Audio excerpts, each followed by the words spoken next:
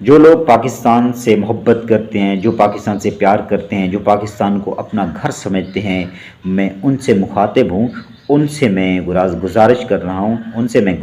ہوں کہ پاکستان میں ایک بیماری ہے، مسلسل بڑھتی جا رہی ہے، اس پر اگر توجہ نہ دی گئی، اس پر قابو نہ پایا گیا، اس کو نہ روکا گیا تو وہ پاکستان کو اپنی لپیٹ میں لے لے گی، اور پھر پاکستان کے لیے یہ بیماری ایک مشکل بن جائے گی، اور اسے روکنا پھر مشکل نہیں ناممکن بھی ہو سکتا ہے۔ تو اس کو جتنی ہو سکے روکا جائے، اس کا جتنی جلدی ہو سکے علاج کیا جائے۔ تو میں اب چلتا ہوں اس بیماری کی طرف اور اس کی نشاندہی کرتا ہوں، آپ کو سمجھانے کے لیے، آپ کو بتانے کے لیے کہ وہ بیماری کون سی ہے۔ اس کے لیے میں 2-3 آپ کو مثالیں بھی دوں گا تاکہ آپ کو میری بات سمجھ آ سکے، تاکہ آپ بیماری کو سمجھ سکیں۔ میں آپ کو سمجھاؤں کہ ہندوستان کے ساتھ پاکستان کی جنگ ہو یا چین کی جنگ ہو یا کسی کی بھی جنگ ہو یا کوئی بھی مسئلہ ہو، وہ ہندوستان میں رہنے والا مسلمان ہو، عیسائی ہو یا کسی مذہب، کسی مسلک ہو، وہ ہندوستان کے فیصلے کے ساتھ کھڑا ہوتا ہے، نظر بھی آتا ہے۔ اور اب پاکستان یہ جو دھمکیاں دے رہے ہیں، پاکستان نے یہ غلطی کی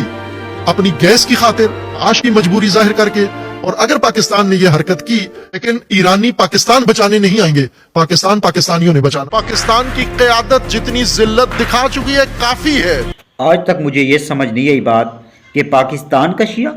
پاکستان کے ساتھ کھڑا نہیں ہوتا، وہ ایران کے ساتھ کھڑا ہوتا ہے، اس کی ہمدردی اس کے ساتھ ہوتی ہے، اس کی محبت اس کے ساتھ ہوتی ہے۔ یہ بات آج تک مجھے سمجھ نہیں آ پا رہی کہ آخر کر ایسا کیا ہے کہ پاکستان میں رہتا ہے لیکن وفاداریاں ایران کے ساتھ ہیں، اور ایسے ہی پاکستان میں رہنے والا دیوبند پاکستان کے ساتھ نہیں کھڑا ہوتا، وہ افغانستان کے ساتھ کھڑا ہوتا ہے، اس کی محبت افغانستان کے ساتھ ہوتی ہے، اس کی وفاداری افغانستان کے ساتھ ہوتی ہے، رہتا پاکستان میں ہے، کھاتا پیتا پاکستان میں ہے، سب کچھ اس کا پاکستان میں ہے، لیکن اس کی محبت افغانستان کے ساتھ ہے۔ ایسے شیعہ کی بھی محبت ایران کے ساتھ ہے۔ اور بھائی اتنی ہی آپ کو اگر ان ممالک سے محبت ہے تو آپ ہجرت کریں، وہاں چلے جائیں۔ پاکستان میں رہنے کی پھر آپ کو ضرورت کیا ہے؟ میں سب شیعہ کی بات بھی نہیں کر رہا ہوں، میں سب دیوبندیوں کی بات نہیں کر رہا ہوں۔ جو ایسا کرتے ہیں، جن کی وفاداریاں ایران کے ساتھ ہیں اور جن کی وفاداریاں افغانستان کے ساتھ ہیں، تو ان کو وہاں چلے جانا چاہیے، ہمارے ملک میں نہیں رہنا چاہیے، کیونکہ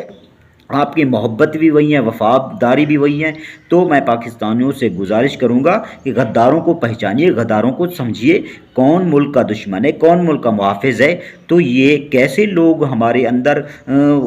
بڑھتے جا رہے ہیں، یہ بیماری بڑھتی جا رہی ہے، یہ مسلسل